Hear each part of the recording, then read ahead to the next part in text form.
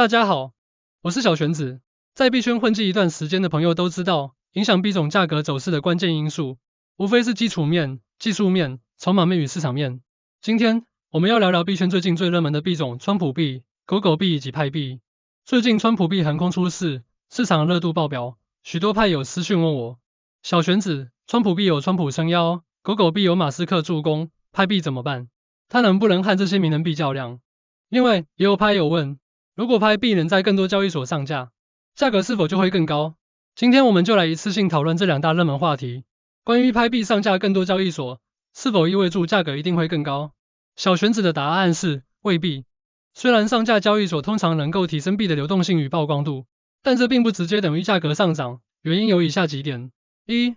流动性的价值支撑。当派币在多个交易所挂牌后，确实可以吸引更多买家，因为流动性增加，交易更加便捷，更多市场参与者能够购买派币，扩大市场需求。但问题在于，如果派币的实际应用场景没有同步增长，那么即使上架再多交易所，也只是增加了投机买卖的机会，而不是增加真正的价值。举例来说，如狗狗币、柴犬币，虽然在数十家交易所上架，但如果缺乏实际应用，价格仍然大起大落，无法维持长期价值。在21年1月初，狗狗币价格还在 0.004、0.008美元浮动，但到了21年5月8日，达到了 0.737， 上涨超过90倍。原因就只是因为马斯克在推特发文助推，但是从那时候开始，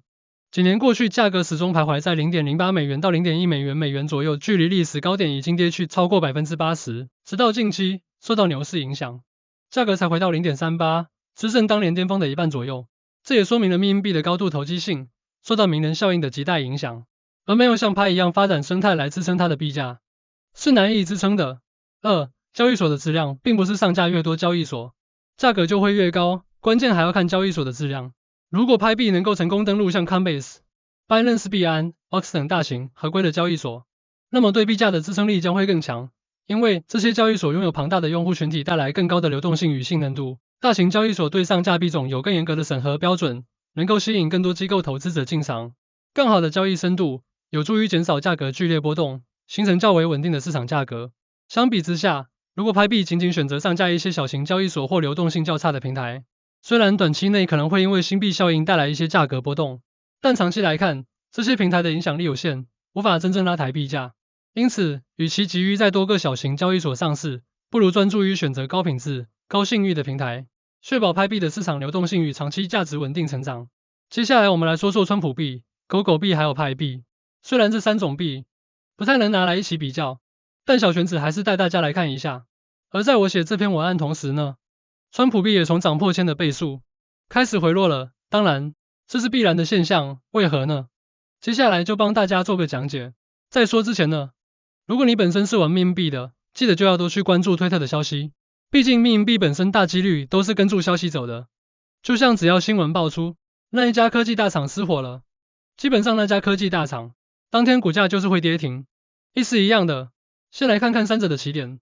川普币 Trump Coin 依靠川普的政治影响力，吸引他的粉丝和支持者，带有浓厚的政治色彩，并且炒作意味浓厚。狗狗币 Dogecoin 最初是个玩笑，但靠社群力量和马斯克的推文加持，从迷因币成为市场的娱乐币。派币 Pi Network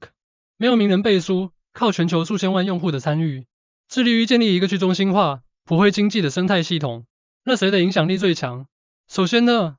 川普币拥有政治光环，但容易受政治事件影响，缺乏长期稳定性。举个例子啊，如果新闻爆出川普被关了，那个时候买进川普币的人就要比手速了，晚卖基本上就被套牢了。那狗狗币呢，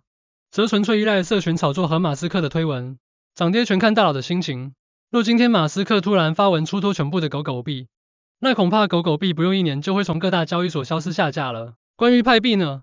目前没有名人站台，靠的是全球4500万家用户的共识。这种影响力虽然不如名人效应那么及时，但却更加稳固和长远。名人效应可以推高短期价格，但没有实际应用支撑，长期价值堪忧。派币则走的是稳中求进的路线，不靠名人，而是靠真正的使用场景。再来我们来看炒作 vs 实用性，谁更有价值？先来看狗狗币和川普币。狗狗币多年来依赖网红、名人推波助澜，至今没有真正的应用场景，只能用来小额打赏或支付少数商品，更多的是依靠社群玩票的心态。川普币则是一个典型的政治炒作币，短时间内炒作价值极高，但长期应用和增长可能会受到限制。拍币主打的是实用性至上，拍币的目标是打造一个全球可用的支付生态。虽然目前还在逐步发展，但它的核心价值来自于低门槛挖矿、全球可参与、即将落地的生态应用，如拍猫、拍 Pay 等商业合作，基于普惠经济的理念，让更多人能参与，而非仅仅投资。如果要选择一个可以长期持有的项目，拍币显然更具有潜力，因为它正致力于真正的应用，而不是仅靠炒作来撑起价格。结论，在实用性这一轮，狗币和川普币目前还停留在炒作层面，而拍币则走在打造真实使用场景的路上。接下来第3回合的较量，就是供需机制的较量。川普币供需不明，风险极高，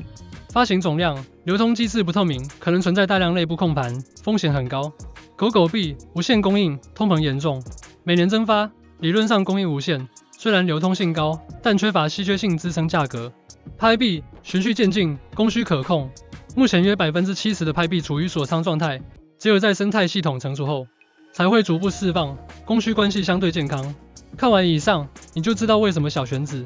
之前会用 SUP 来跟拍币做比较，因为 SUP 瑞波币和拍币在某些核心概念上有些相似之处，尤其是在供需机制与实用性这2个关键点上，